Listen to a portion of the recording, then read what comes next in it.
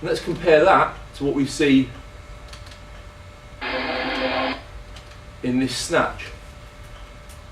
We're going to see it full speed to begin with, 170 kg on the bar. I think this guy weighs like nothing. Weighs nothing, yeah. He probably weighs like half the amount I do. Quick look at that. 170 kg? Yeah. It's probably only about a 70 kilo lifter, something like that, 69. Maybe not half. But. And then, let's look at that in slow motion.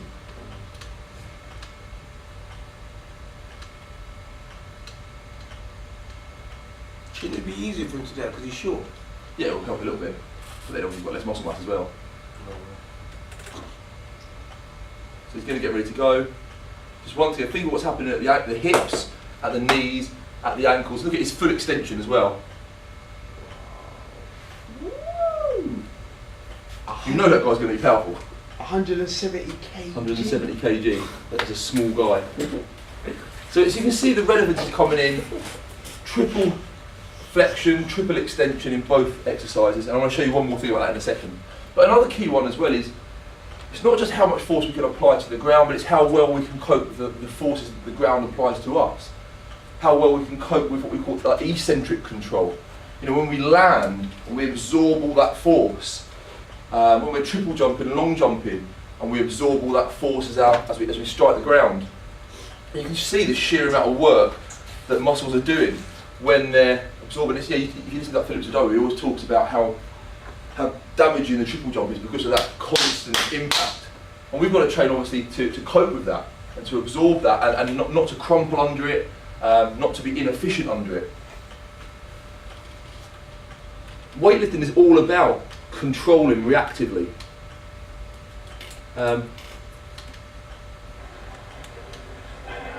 You watch this guy power clean, look at the way he absorbs that force. The other thing to look at is look at the speed of the feet. Look at the foot speed here as well. But look at 160 kilos that is.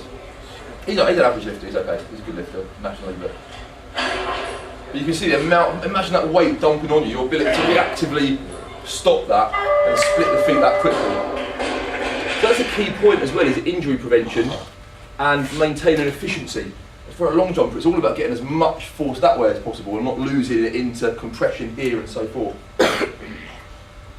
So we've got these areas we've looked at: explosive triple extension, into instant triple flexion, eccentric control, that deceleration, that reactive plyometric nature, counter movement nature.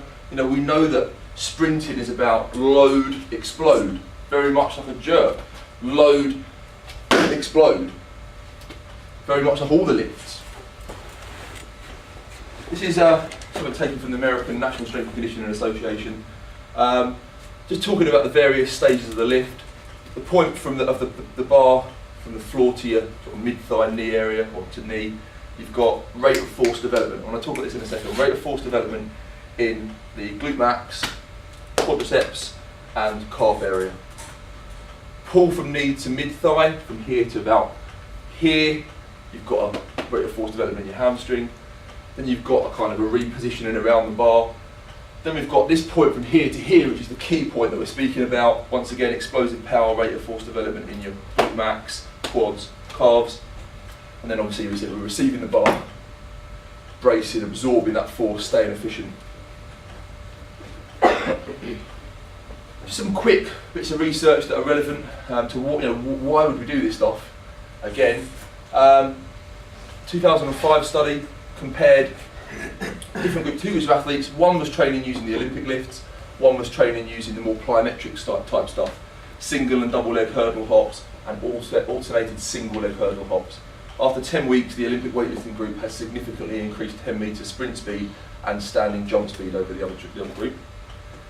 Another study here, they were training them using either Olympic lifting or powerlifting manoeuvres, so either clean and jerk, snatch, those kind of lifts, or squat, deadlift basically.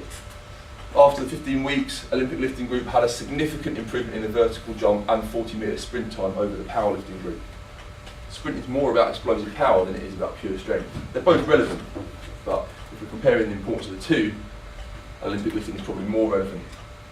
compared elite Australian weightlifters, powerlifters and sprinters. They normalised the power output for their body mass and so forth, so it was a fair comparison. Jumps were performed with different amounts of external load, so it's basically a squat jump either with no weight or some weight. And regardless of the weight applied, weightlifters were always able to generate the most amount of power. So even with no weight, even with just a vertical jump, unloaded, you'd think a sprinter would cope better than a weightlifter in that environment. But in this case, the weightlifters still were able to generate more power output.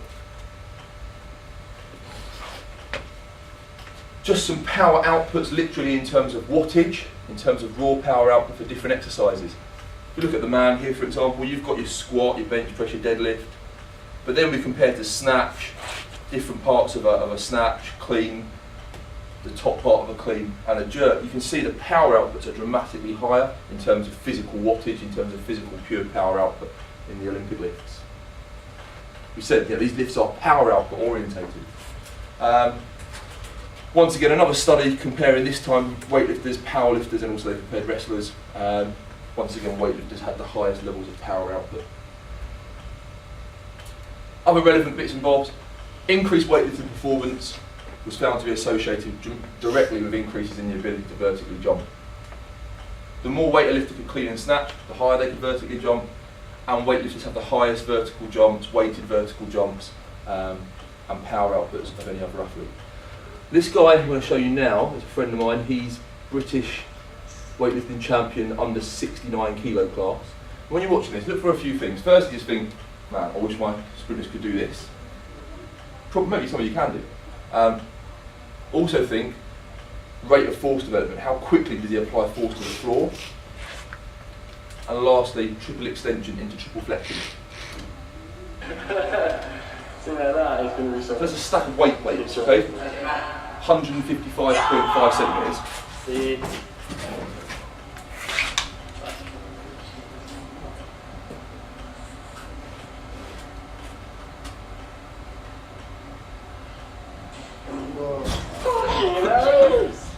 Kevin, you can do that though, innit?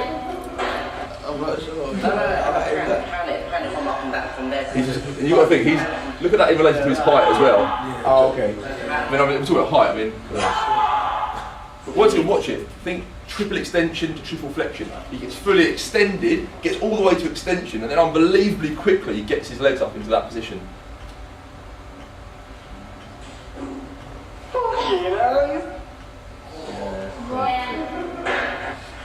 Look at that in slow motion. Yeah. Triple extension to triple flexion. He's a weightlifter, not a high jumper or a long jumper or anything like that. Just a weightlifter.